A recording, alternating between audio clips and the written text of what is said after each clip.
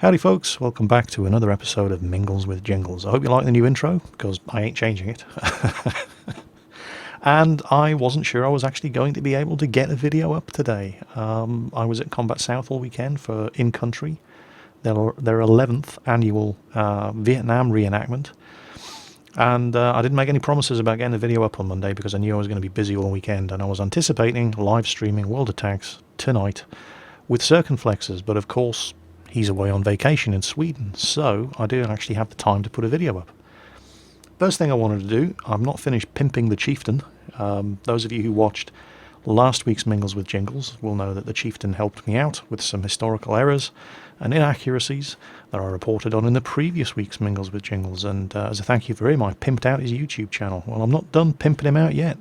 He has a lot of written articles. You can also find links to all of his videos right here on the North American World of Tanks portal. He has got an exceptional amount of written articles. Look at this. Look at that lot. Right, that's just one page. There's 12 pages of this stuff. Also, I know that a lot of my museum visits are very, very popular. He does them too. Check this out. He's been to the museum at Arnhem. There it is, the most famous bridge in the Netherlands, now known as the John Frost Bridge, in memory of the British Parachute Regiment Colonel Johnny Frost, who held that bridge for substantially longer than he was told he was going to need to. So yeah, all sorts of great stuff here. Lots and lots of written articles. Check him out. But enough about the Chieftain. Let's talk about me. As I mentioned, I have been spending the weekend as a Stars and Stripes war correspondent embedded with the US forces at In Country 11, Combat South's 11th annual Vietnam War reenactment. It was amazing. It's the first time I've ever been able to go to one of these. Usually I've been in the Navy and deployed away somewhere sunny and exotic whenever Combat South have been running these games, so I was really, really pleased that I was finally able to go to one of these games, and it was amazing. With any luck, you've already seen the teaser trailer that I made for it, and the full video will be up in the next few days. Hope you enjoy it. Next, we have some news that's been about a subject that's been pissing off a lot of you, and that's the pixelation problems with the videos that I've been uploading recently. It's nothing that I've done. What's happened is YouTube have been messing around with their video encoding systems, and the problem is if you upload in Windows Media Video format, WMVs, which is a very, very popular format because it has relatively small file size for people who are uploading videos to YouTube. It's not a very efficient format, however, and YouTube have basically just decided to stop supporting it. So I've now started uploading in MP4 format, which is a much more efficient format, and because I have an NVIDIA graphics card, I can use hardware encoding, which basically means I can render these videos in a quarter of the previous time. They actually render faster than it takes you to watch the video. Unfortunately, it does result in larger file sizes, so, you know, got to take the rough with the smooth. But the pixelation problems should now be a thing of the past, so there's that. Finally, before we start answering this week's questions, a quick word about the 100,000 subscriber replay contest. The caption contests I've been running on Facebook are over and done with. $200 worth of prize has been given away for that, so congratulations everybody who won the prizes. There were some fantastically funny comments and captions for the pictures that I posted up. There are still two phases of the contest still running. That's the World of Tanks replay contest and the designer t-shirt contest, and there's still lots and lots and lots of prizes to be won for those. Remember, the contest ends at midnight my time, so that's Greenwich Mean Time, UK time, midnight 13th of August, which, as I'm recording this video, is tomorrow. So any late entries, hurry up and get them in. I will not be accepting any more after midnight at my time on the 13th of August. And I've just had a look at my Gmail folder, and there are 2,990, almost 3,000 unread emails. So it might take me a little while to go through them all and pick the winners. So yes, the contest ends tomorrow, but don't expect the winners to be announced tomorrow. It's going to take a while. So, War Thunder, patch 1.33.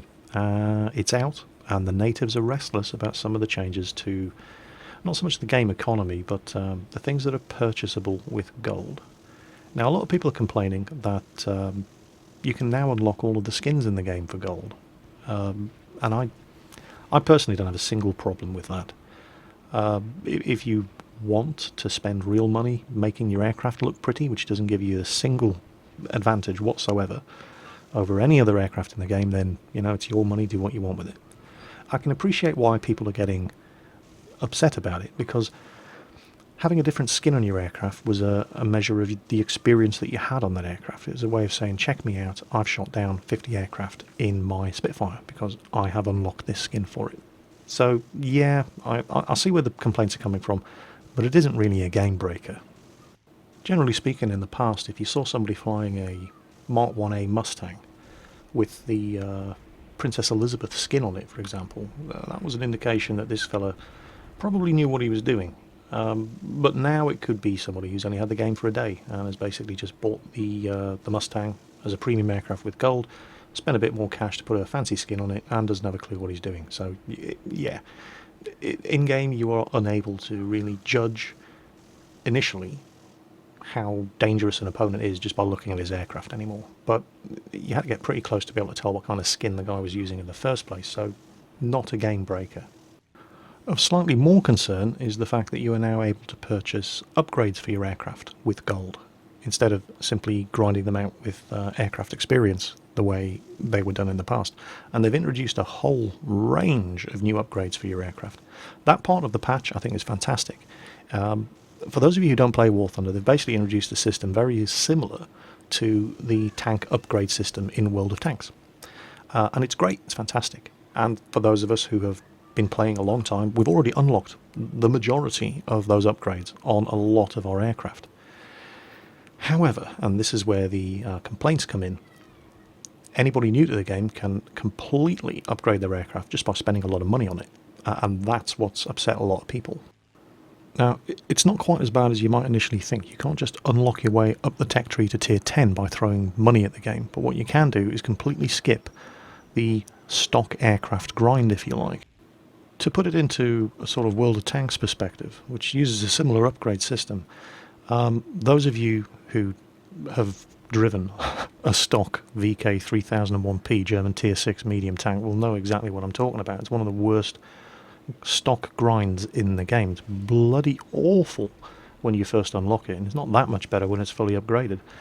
But it's at least playable when it's fully upgraded. Or the T-28 prototype, for example, American Tier 8 turreted tank destroyer, which is just one of the most just abysmal grinds in the game. You start off with a 90mm gun, to all intents and purposes the same 90mm gun that you were using at Tier 6 on the Hellcat, and then you have to unlock a 105mm gun that the non-turreted tank destroyer line got at Tier 7, before you finally get the 120mm gun and the thing actually becomes fun to play. Well, with the system that they have in War Thunder at the moment, it's the equivalent of just being able to throw money at World of Tanks, and immediately that you have unlocked an aircraft or a vehicle, throw enough money at it and it becomes fully upgraded. And you can imagine why people are upset about that. There are two counter-arguments to this. One is the old argument that if nobody was putting money into the game, nobody would be able to play it for free because the game wouldn't be running. So those of us who are paying for premium accounts, buying premium aircraft, and maybe even unlocking upgrades with real money are supporting the game and making it financially viable for Gaijin to offer it on a free-to-play model for everybody else who isn't putting money into the game. But that's a pretty weak argument. There were plenty of ways for you to spend money on the game prior to patch 1.33 that didn't give you an immediate in-game advantage over everybody else. The other argument is that War Thunder doesn't offer the same sort of things for sale for gold that you get in World of Tanks, for example, like premium consumables and premium ammunition that do give you a bought advantage, a very clear bought advantage over everybody else playing at the same level. But that argument doesn't really hold too much water either, because World of Tanks have updated their free-to-play model, if you like, and absolutely everything that you can buy in World of Tanks, with the exception of premium game time, you can now buy for credits as well. And I think if Gaijin had done something like that, I mean, by all means, if you're going to allow people the ability to skip out on some of the grind by paying for it in one way or another, whether that be with experience or with gold, then you really should give them the option of paying for it with credits that they earn by playing the game anyway. exactly like World of Tanks does it. Yes, it will take them longer. Yes, it will cost them something, but they will at least have...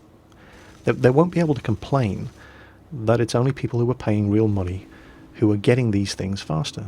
And I personally think if Gaijin did do that, if they made all the upgrades that you can at the moment buy for gold or XP only, if they gave you the option of using your in-game credits to also, obviously at vastly inflated prices, but give you the option of doing it, it would be a win-win situation for Gaijin, because it would probably persuade more people to buy premium accounts so that they earn credits faster. As it is, they've left themselves open to a lot of well-founded complaints from a pretty upset player base. In fact, I wouldn't be at all surprised if that's exactly what happens. Gaijin do listen to their players, despite the usual complaints that the developers are only in it for the money. I mean, of course they're in it for the money. This is their job. This is how they feed their families. But they do listen to their players, as they've proved time after time after time in the past. There's always going to be trolls who claim that they don't, but they do. What they don't do is immediately cave into complaints on the forums. Instead, they take the time to analyse the data, assess how the economic system is going, and if changes are required based on player input and their own evaluations, then they go ahead and do it. That's the way they run their game. I realise I'm opening myself up here to charges of being a Gaijin fanboy who's trying to put a positive spin on everything, and, that's probably true. I am a Gaijin fanboy. I've done it now, though, haven't I? There you go. The 30-minute long video, that's going to be the one thing everybody takes away from it. Oh my god, Jingles admits to being a Gaijin fanboy. He's a sellout. But I am a Gaijin fanboy. I am a fan of Gaijin Entertainment. I love their game. I think it's far from perfect. There are things about it that I would like to see changed.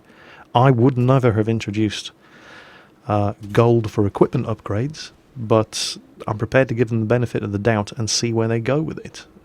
Because I don't for a second believe that what we're looking at in patch 1.33 is the final iteration of the economic and upgrade system. They will keep tweaking it. They will keep tweaking it. I'm just curious to see where they go with it. But I'm prepared to give them the benefit of the doubt, because I've given them the benefit of the doubt in the past with the economic changes in patch 1.29, and it all seems to have worked out. So, we'll keep an eye on the new system and see how it pans out in the future. It is not perfect. There are some very valid complaints about it, which I fully sympathise with, but I'm going to see where it ends up before I make a call. So, time for an actual question. Here we go. This is from Mr. Tagger88. He wants to know, Jingles, if you're so scared of fighting, why would you join the Navy? I'm not scared of fighting. I've been in 3 shooting wars. I was very happy that in those 3 shooting wars, I didn't actually get shot at. The only thing better than being shot at and not dying is not being shot at in the first place. But you don't join the military with the expectation of not being shot at, or if you do, you're pretty damn stupid. You hope that you're not going to get involved in any fighting and killing, but you train hard so that if you do end up in any fighting and killing, you stand the best chance of being the one doing the killing rather than the dying. If the shit had hit the fan during my 22 years, it would have been a pretty horrible experience for me, because I was a member of the ship's first aid teams. So all I would have seen would have been people with their arms and legs blown off and burning to death, and I would have seen the really nasty shit. I would not have been in the position of actually being able to shoot back, upper deck gun crews, stuff like that. My fate would have been completely in the hands of the rest of my shipmates, the people responsible for fighting the ship, the ops room crew, the bridge crew, the gunnery crews, the sensor crews, all that sort of thing. It would have been a very scary experience. Knowing that there was nothing I could do to defend myself, and seeing the direct consequences of all that violence going on by being one of the people responsible for treating the injured and the wounded and moving dead bodies, it would have been absolutely bloody horrible. So of course I'm grateful that I never had to go through that, but I trained to go through it and was prepared to go through it if it became necessary. And I think being grateful that it was never necessary is actually quite a sane thing, don't you? I also think fear is a very, very healthy reaction to intense violence, as long as you don't let the fear get the most of you. And that's where bravery comes from, certainly in my opinion anyway. people who, and you know, I am a war veteran, but I'm definitely not a combat veteran. Big difference between the two. And I'm very, very glad I'm not a combat veteran. I was spared having to suffer through seeing and doing horrible things. Was ready to do it if it was required, but I'm just very, very glad that it was never required. And bravery to me is people who are afraid of doing things but do them anyway. It's easy to be, you know, if you're not afraid of something, doing it isn't brave. That's fearless. There's a big difference between bravery and fearlessness. If you can be fearless, then, you know, lucky you. But being brave, I think, costs more, because it means that you're frightened of doing something, but you get up and do it anyway. I'm sure we all like to imagine that we'd be brave or fearless in that sort of situation, but until it actually happens, none of us know for sure. And bravery usually comes from the places where you least expect it. And while I've never been involved in, you know, any direct shooting wars, and I've been also quite lucky, well, then again, luck had nothing to do with it. There have been a couple of occasions over the course of the 22 years where I've been on various ships, in peacetime or wartime, that suffered situations that could have gotten out of hand and turned very, very dangerous very, very quickly. I'm talking things like engine room fires. And when I say bravery comes from the places where you would least expect it, what I mean there is that there's always members of your ship's company or your platoon or your squadron or whatever who are, to use a colourful naval term, complete scrote bags. The kind of guys who are always loafing and malingering, and they're always shirking their responsibilities, and you can't rely on them to get anything done. You know the kind of guy I'm talking about. You get them in all walks of life. And there have been occasions where, for example, there could be a fire danger in the forward engine room, and the on-watch stoker down in the engine room is one of these scumbags, and they rise to the occasion. They just always seem. It always seems to be that they, you know, when it doesn't matter, you can't rely on them to do a thing. But when it does matter, their training kicks in, they do what they need to do, and they impress everybody. And that's the sort of thing I'm talking about. You can't, until the shit hits the fan, you never know who's going to be a hero and who's going to buckle under the pressure. And we all like to think that we're going to be the hero, but until it happens, none of us can say for sure. Sithak281 wants to know, Jingles, what's the first letter in English alphabet? Letter E. Yeah, you got to do better than that to catch me out, Sonny Jim. Nice try. Kim Jensen wants to know, Jingles, how long were you standing there when you went to collect your long stand? He, or she, is in fact, of course, referring to the practical jokes that I was talking about that the Navy loved to play on each other in the last Mingles with Jingles. They never caught me out on that one. And it wasn't because I was especially clever or anything, it's because when I joined my first ship, it was in the middle of the First Gulf War, so people didn't really have time. You know, they had more important things to do than trying to, you know, play tricks on the newbie. So I was actually quite, well, I don't know if I was lucky. I think it would have been an experience. I would have had some stories to tell. But no, pretty much I got away with it. Of course, I expected that as soon as we got back from the war, you know, the gloves were going to come off, and I was in for it. But I was spared again because we got our first shipment of WRENs, Women's Royal Naval Service. Back then, the Navy didn't have women at sea. And we were the second ship, HMS Brazen, to actually receive a complement of female sailors. And they were a much, much juicier target than I was. Everybody forgot about me. Oh yeah, it was like shooting fish in a barrel with the WRENs. You didn't even have to try with the WRENs. They were such noobs they would catch themselves out. I mean, the very first day they were on board, it was the last day of leave after coming back from the war, and they were all joining on the same night. And they had the mess deck right next door to us. You would literally come out of our mess. It was in 2 Hotel Port Mess. It was the radio operator's mess on HMS Brazen. And they were in 2 Hotel Starboard. So you'd come out of the mess, there'd be a small flat with a ladder leading up, and right on the other side of the flat, bang, WREN's mess. And you saw them all unpacking their bags and laughing at them trying to fit 16 suitcases worth of shoes and handbags into one tiny little kit locker. and oh, it's time for scram, fellas. All right, dinner time. So we all piled out of the mess, and on the way up the ladder, one of the lads stuck his head round the corner of their door and shouted, "Scram time, girls, you coming? I'm buying." You know, just being friendly. And one of them said, "Oh, do we have to pay for it?" It was like, oh, God, this is going to be so easy. So, yeah, my embarrassment was saved by two things. The first Gulf War and the arrival of women on board British warships. So, ha ha. FastJ92 wants to know, Jingles, what sort of equipment do you use for recording these videos? Your editing and recording equipment and so on and so on. And this is a question that I'm getting asked all the time, so I figured it was about time. I actually went ahead and did it in a video instead of having to reply to it in PMs and emails all the time. Although, who am I kidding? Nobody's going to watch the video, and I'm still going to get PM'd and emailed all the time. Well, what the hell? At least this way, nobody can say I didn't make the effort. That's the microphone I use. It's a Rode Podcaster. It's made in Australia. And that's my setup right there, with the boom arm and shock mount. There you go. That's how I have mine mounted to my desk.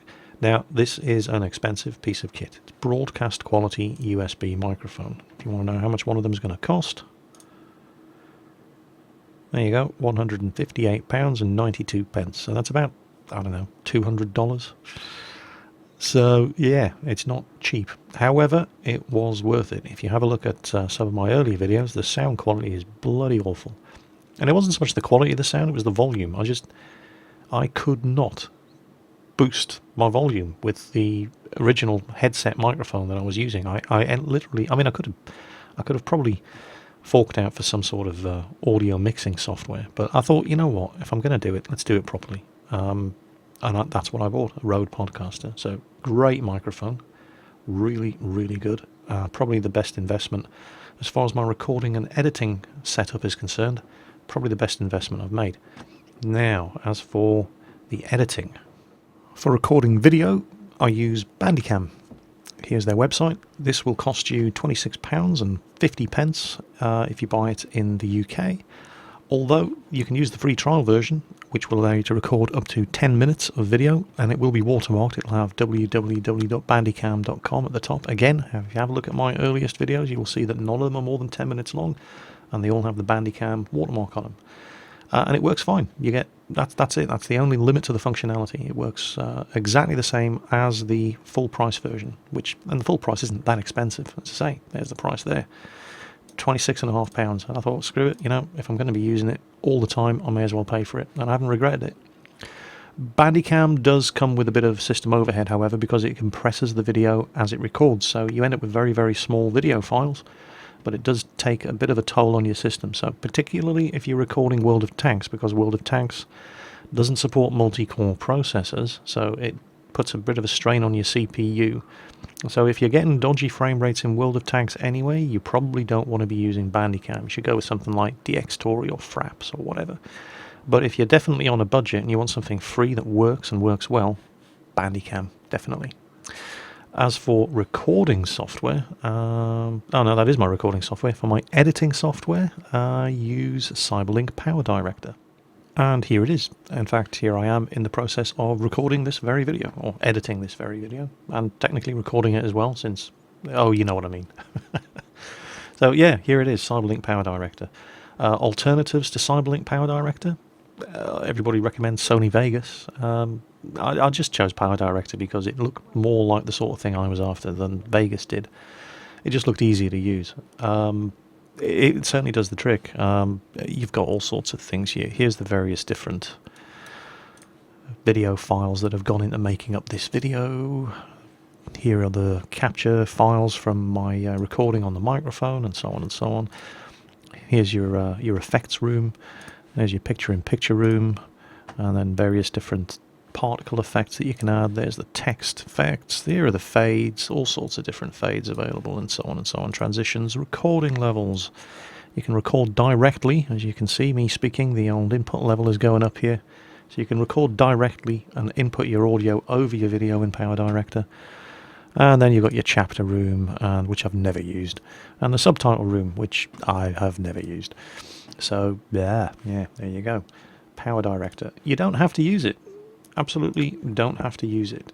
It's fine, it works, it's great, but Windows Movie Maker, which comes free with every version of Windows, is absolutely fine. It doesn't cost you a penny. All of my earlier videos were all edited using Windows Movie Maker, and it's absolutely fine for doing things like game replays.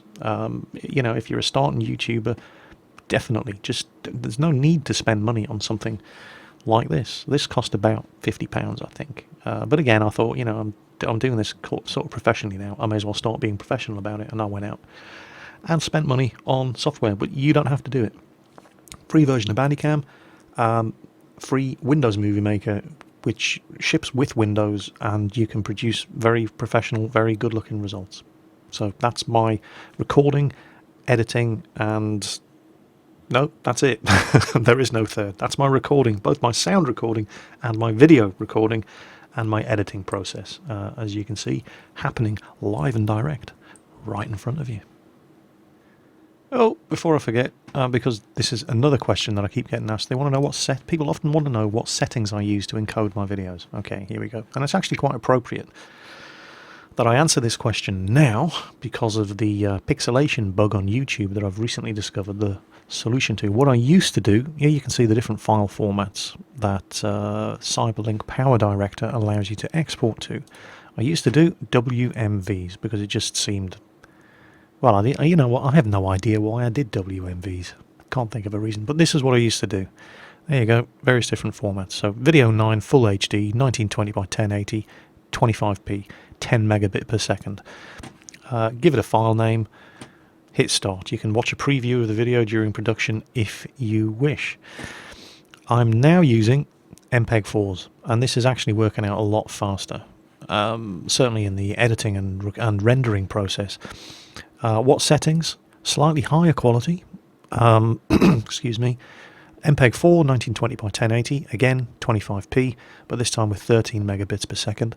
And that's the settings I'm using here because I have an NVIDIA graphics card. It allows me to use fast video rendering technology. So, woohoo! And it literally means that I can now render the videos 4 times faster as an MPEG-4 than when I was rendering them as a WMV. The only problem is they end up as a bigger file size, so it just takes longer to upload. So anyway, there you go. That's my recording, editing, and rendering setup. So back to that World of Tanks game that we so rudely interrupted to show you my recording, editing, and so on, process of actually making these videos. And time for the next question.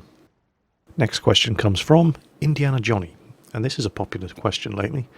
Jingles, what do you make of Wargaming's reintroduction of Joseph Stalin insignia on tanks while still omitting other, what Wargaming calls, politically charged insignia? Oh boy, Wargaming have opened up a massive can of worms with this one. Okay, first of all, let me go on record right here and now as saying that I despise censorship in all of its forms. I think it's absolutely ridiculous that in a game like, well, we'll use War Thunder as an example, all Second World War Luftwaffe aircraft had swastikas on the tailplanes, but we can't have them in War Thunder. And the same thing goes for World of Tanks. I think if you're trying to depict things in a historically accurate context, then don't pussy out. You know, depict them in a historically accurate context. If those are the markings that the vehicles had, then put them on the bloody vehicles. Stop being pussies about it. However, this is the world we live in, and I do understand that while the developer might, even if they probably don't, want to use historically accurate insignia, for various legal reasons, that they're not allowed to do it. That the swastika it's illegal to depict it for anything other than educational purposes in a lot of countries, Germany just being the biggest example. So, I understand why the swastika is not allowed to be displayed in games. Now, going slightly off topic for a moment, a funny thing happened to me this week. One of my subscribers notified me that, and this happens surprisingly often, that somebody else was using some of my videos on their YouTube channel, and obviously without my permission. So I went along to investigate, and this has happened a couple of times in the past where people will literally, and not just me, there was one website that had taken about 40 of my videos and re-uploaded them as his own, as well as some of Sidestrafe's videos, some of Baron von Games' videos, and so on and so on. They'd basically just gone around ripping off every popular YouTuber he could and uploading all of their videos as his own. By coincidence, he happened to be Russian. So I filed a whole bunch of copyright claims and got his channel shut down. And I assumed that's what this was going to be. Well, it wasn't. What it actually was Pravda. Yes, that Pravda. that massive Russian news agency. They have a YouTube channel. And they were actually reporting on this very, very problem, using a whole bunch of my videos without permission as a background for their news report. Of course, it was all in Russian, and I slapped them with a copyright claim so fast they didn't know what day of the week it was, and YouTube immediately withdrew the video. They asked me to retract my claim, and I said, yeah, sure, just, give me credit for it. That's all I'm asking. Just say, video courtesy of Bohemian Eagle. And they did that for their English language translated version of the video, which I'll put a link up to so you can see it. And I thought that was that. But then I got curious, and I went to Google Translate, and I got a translation of what the news report actually was that they were including my videos as background for, and it was this very topic. And you won't believe what they had to say about it. The juicy part. And I apologise for the horrible Google translation, but here it is. The head of the Belarusian news agency VIAR, Andrew Shubatarov, also said that before removing the Soviet symbols and history, they should deal with a huge number of swastikas and Nazi ideology, which is present in many games. You ask World of Tanks to remove the mention of Stalin, I would have first removed the entire German line of tanks because they're fascists who ploughed the whole of Europe and killed millions of innocent people. Then the US would be removed because they bombed Hiroshima and Nagasaki, burned civilians in Vietnam, and now kill civilians in Afghanistan and Iraq. Oh, fucking really? Seriously? That's not, some bumpkin that they picked up off the street to interview. That is the head of the Belarusian news agency, being reported on by the Russian national news agency. So, well, we've got World of Tanks on screen right now. There's my Yag Tiger. Let's just count the number of swastikas on it. Oh, that's right, there aren't any, because we've already fucking established it's illegal. So I guess what it all really comes down to is that European mass-murdering fuckheads are bad and Soviet mass-murdering fuckheads we're perfectly fine with. Okay, thanks for clearing that up. I was getting confused there. Because, make no mistake here, Stalin was a mass-murdering fuckhead. The only difference is he was a mass-murdering fuckhead who ended up on the winning side. And you know what?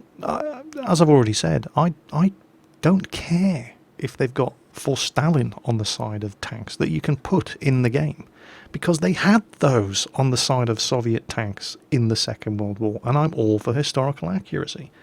But if we can't put swastikas on the tailplanes of Luftwaffe aircraft in War Thunder, then it seems a bit rich to say we can't do that because they're mass-murdering fuckheads, but we can still glorify the memory of our mass-murdering fuckhead. And that's what this is all about. And you know what? The people I feel most sorry for at the end of all of this? The poor bastards in the staff and the public relations and community teams in Wargaming Paris and North America. Because Minsk have just done it to them again. I swear that in Paris and wherever their headquarters is in America, they must dread reading the patch notes. Every time there's a new patch coming out, they must sit there, they must get their little prayer mats out, sit there with their hands together, beseeching high heaven, please Wargaming, don't hand us a PR nightmare with these set of patch notes, please, not this time. We don't want to go through the Belagorsk 19 fiasco again. I mean, we ducked the bullet on that one. We changed the name of the map. That's something that wasn't a fucking Soviet gulag before it went live, but please no. Oh, patch notes for 1.88 are in. You're not going to believe what they've done this time. And oh, God. So my deepest sympathies to the, the staff who have to deal with the PR nightmare in the US and Europe, that this sort of, I can't see it as anything other than deliberately antagonistic shit that Minsk keep pulling every single time there's a patch. There's always something about fuck Germany, And I despair sometimes. I really do. So, good question. Glad you asked. Been meaning to get this off my chest for quite some time. I apologise for the profuse foul language contained in this Mingles with Jingles, but some issues really yank my chain. This is one of them. Anyway, that's about it for this week, folks. I've babbled on for Ooh, coming up to 35 minutes. I hope you found it entertaining, even the rant, which, let's face it, Angry Jingles is an entertaining Jingles. One other thing I wanted to talk about before we go. It turns out I have an imposter. Well, I have a few, but this one's particularly inventive and yet obnoxious at the same time. Somebody has an account in War Thunder on the EU server, and what we think he's done is he's taken the name Jingles, and instead of using an L, he's using a capital I, so it looks like Jingles in chat. And he's doing his best to be a complete douchebag. He's team killing, he's insulting everybody, and so on and so on. It's usually a good indication that it's not actually me, because he's playing on the EU server, which I generally don't do. But I would ask that if you do run across him, please don't shoot on sight, because occasionally I do end up on the EU server. And when I say don't shoot, I mean please don't team kill him on sight, because you never know, it might just be that rare occasion where it's actually me. So there you go. A particularly inventive troll, I must admit. Anyway, folks, that's all I have time for this week. As always, take care on that battlefield, watch your six, and I'll catch you next time. No, trust me, you don't want to see the end of this game. I did 4,000 damage and we still lost. It was one of those. Very depressing. Oh, go on then, I'll leave it running, but I'm out of here. Have fun.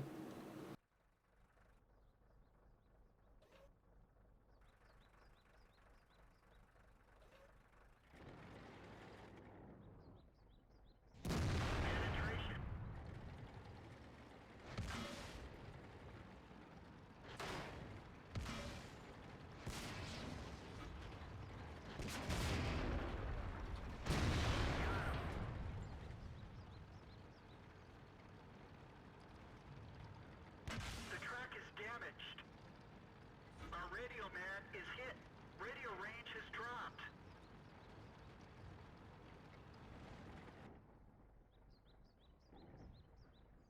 They're knocked out.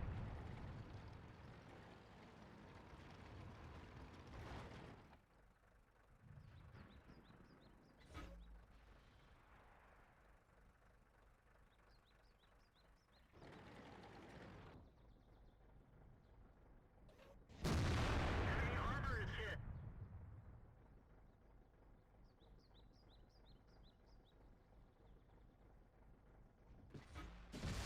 We've had it. Let's get out of here.